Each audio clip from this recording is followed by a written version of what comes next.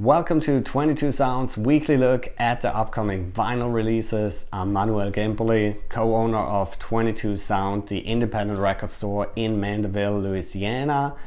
And in this video, I want to present you what I think were the standouts of vinyl release week, November 3rd, 2023. All of these records can be pre-ordered straight through us on our website, 22soundrecords.com. Alright, I want to start this week with a pop record, so nobody can say I'm ignoring pop here because I don't. And it is Caroline Polachek with her album Desire I Want to Turn Into You. This is an album that came out pretty early in the year, actually, now finally getting vinyl release. And some people would say it was one of the pop highlights of the year. Pitchfork, I think, gave it an 8.7. And while I'm not the guy, I gotta admit, that listens to a whole lot of pop music, I did check this out, and I gotta say, it is a nice little balance of a little bit more sophisticated, a little bit artsier pop, while still being firmly pop in the true sense of the word, or what we understand as pop these days.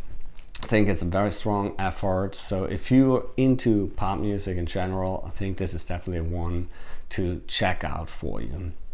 Then next up is a pretty new band, Dying Wish, with their only second album, Symptoms of Survival.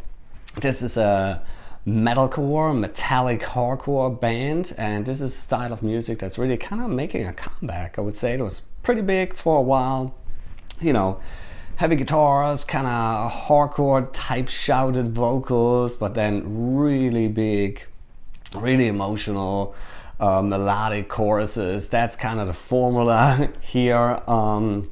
Something that kind of went away for a while, and in recent years we've seen more and more bands kind of going back to that style.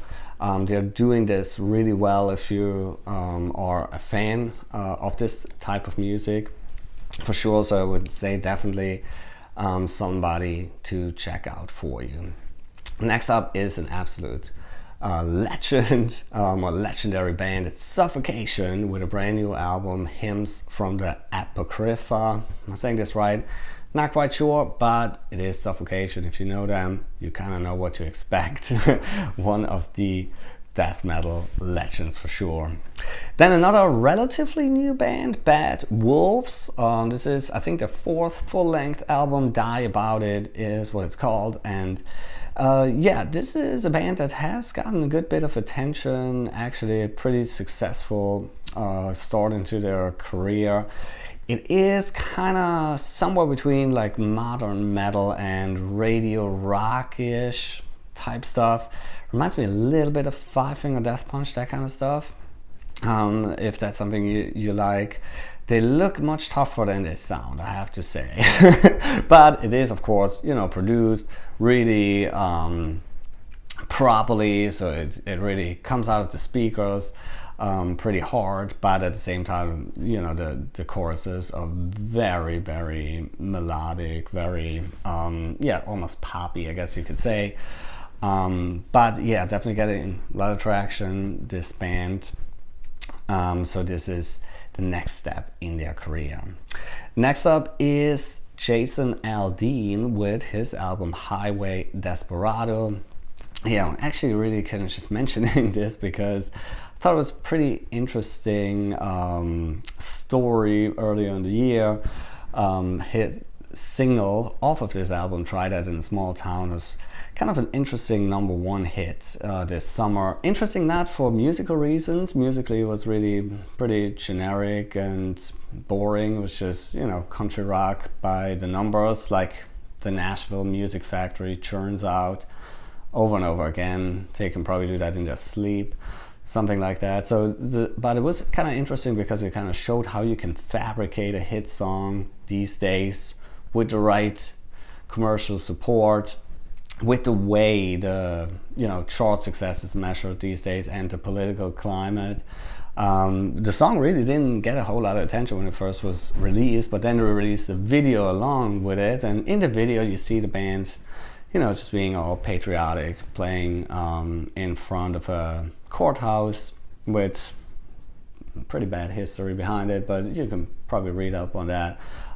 Big American flag projected on it, and then just, you know, random scenes of violent protests, carjacking, somebody burning an American flag for good measure. It was very clear what they were trying to do, and it was very successful. Riled up their target audience predictably, and the video went viral. And through this sheer strength of this virality, the way that you these days can actually, you know, get chart success basically just by number of streams. You don't actually have to like a song, you just have to listen to it, you don't have to pay for it, and it actually became a #1 hit. So you can say really a very cynical and calculated attempt of exploiting the current, you know, culture wars, as you might want to call it, and it worked out brilliantly for them. You gotta say, they got their #1 hit. I'm sure Chase and Aldean can now probably buy just yet another mention in a small town like Nashville, for instance. Yeah.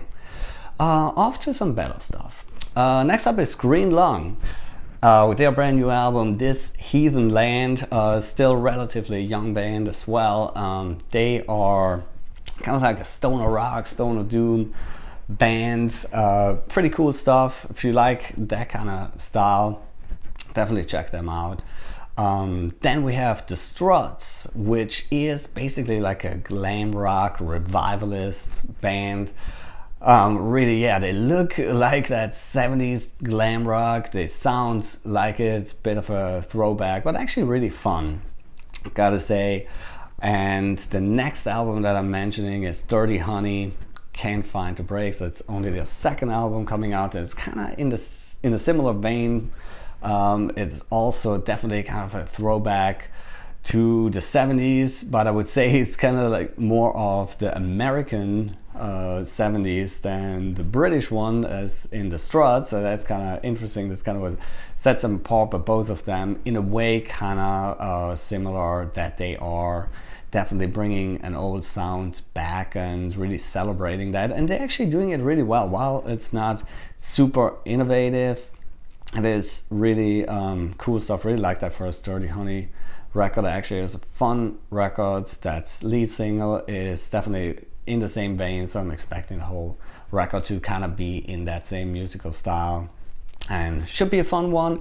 Would actually be a really good summer record. It's kind of weird it's coming out in November, but maybe nice to have in the darker months, something a little sunshiny, make you think of, you know, driving the sunset in California. Hi, that's a great thing, why not? Then we have Snail Mail. She is releasing kind of a continuation of her album last year, Valentine. That was a pretty big album that she released last year, roughly a year ago. I would say, I think it was in fall of 22, if I remember that correctly. Sometimes I kind of, you know, the timelines kind of blur together. But anyway, this is a little EP, a collection of demos off of that Valentine album, and I think one brand new song that hasn't been released yet as well. And then a little bit of a similar situation here is Insomnium. They are releasing an EP called Songs of the Dusk, and that is kind of a companion piece to the album that they released earlier this year. That was called Anno 1696, and if you ask me, one of the absolute highlights of the year so far. To me, that was one of the early highlights, and still, now that we're getting closer to the end of the year, definitely still in my top 10 of records that I enjoyed the most. It's absolutely brilliant. This band is so consistent, it's amazing. Throughout their career, they never really changed their sound a whole lot. They stay firmly in what they're really good at, but adjusted just enough to stay interesting, and the songwriting is just always so good that I find, even while I don't think they ever released a bad album, this one earlier in the year was really one of their best, in my opinion, in their whole career. Absolute highlight of melodic death metal. with a little bit of blackened influences in there as well, just right up my alley. And these are songs from the same session that they basically said it was just too good to be thrown away and just used as B-sides or something. I don't know, B-sides are kind of a weird thing these days anyway, if you want to even call it that. So they decided to just release it as an EP, as kind of a companion piece to that brilliant record. And I gotta say, man, if they can keep up, or if the songs are on a similar level, then the album then should be a really good one too. I'm definitely looking forward to that. The only thing is I wish it was a whole album, but sure they'll be coming up with one pretty soon. Then we have Skyzoo releasing All the Brilliant Things on vinyl. That was an album that came out last year, if I'm not mistaken. Yeah, I think about a year or so ago. In the meantime, it's already released another album, but that kind of happens in the hip-hop world quite often. The vinyl releases come a little bit later, but this was an absolute highlight for me. One of the best hip-hop albums of that year. Skyzoo is a guy that, I mean, really a veteran at this point, but there's something about his flow, about his delivery that I just really like. I like his lyrics, or most of his lyrics. It's not that just kind of generic, kind of cheap tough guy stuff. It's really like good storytelling, very interesting, and I think his use of samples and beats is very tasteful. A lot of it is kind of like a jazzy influence to it. This is really just overall a very, very good album. If you're into hip-hop and you don't know Skyzoo yet, I would definitely recommend checking this out. And maybe if you're not into hip-hop too, to be honest, might actually enjoy it. And then I want to finish this off with what this was a lot of new music, or at least first time on vinyl stuff. I want to finish it off just with one reissue for this week, and it is Oasis with the Masterplan. This was their kind of B-sides and unreleased tracks album that came out in 1998. Still pretty much at the height of their fame and their initial success, and it is, I mean, I'm usually not too excited about B-sides, compilations and so on, just because oftentimes you can kind of tell why they were B-sides and didn't appear on the regular albums. But I gotta say, man, this is, I mean, the vast majority of this album holds up the quality of their masterpieces. Absolutely. I mean, it just seems a little bit like Noel Gallagher had a little stretch of a few years where I think it was pretty much physically impossible for him to write a bad song, so he just didn't. I mean, absolute great stuff.